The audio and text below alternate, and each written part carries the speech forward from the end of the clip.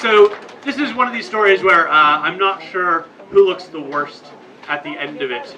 It may be me. That's okay. So it was my freshman fall of college. I was in Baltimore.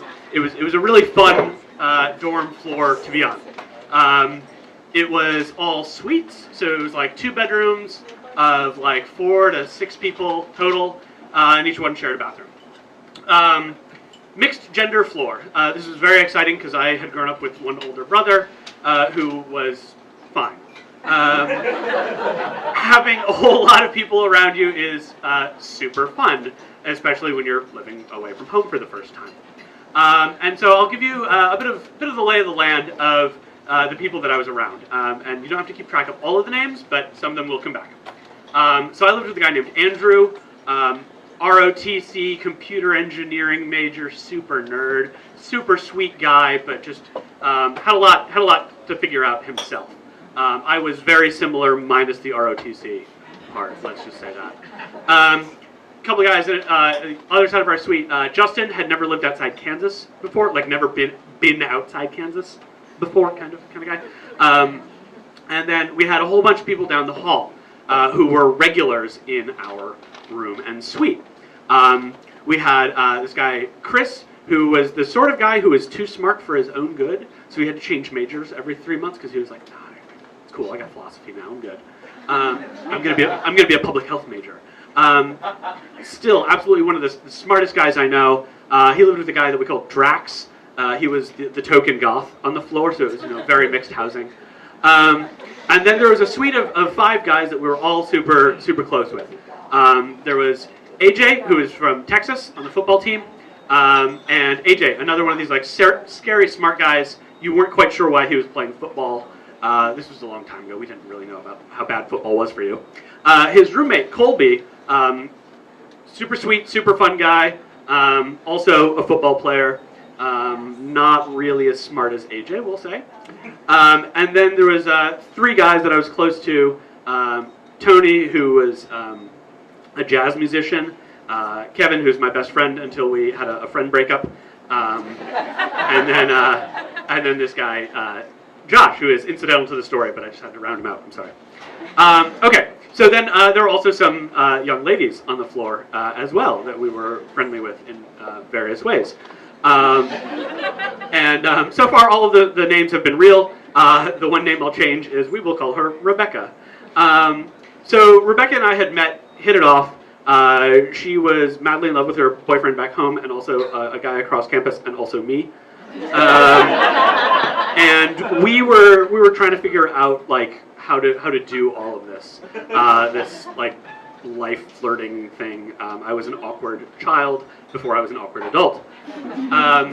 So we'd been spending some time together, and around that time I'd gotten heavily involved with the theater group on campus. And so my schedule was basically like this. Wake up, go to class, go to sleep in class, come home from class, take a nap, wake up, get Taco Bell for dinner, which is a really healthy choice. I'm sorry, Mom. And then I would eat the Taco Bell on the way to the theater, where I would either nap or do some technical work. I spent a lot of time napping, it would appear.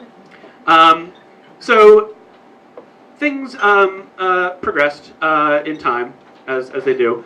And we all kind of were getting our rhythms down. I was figuring out the whole theater community. I was mostly going to class.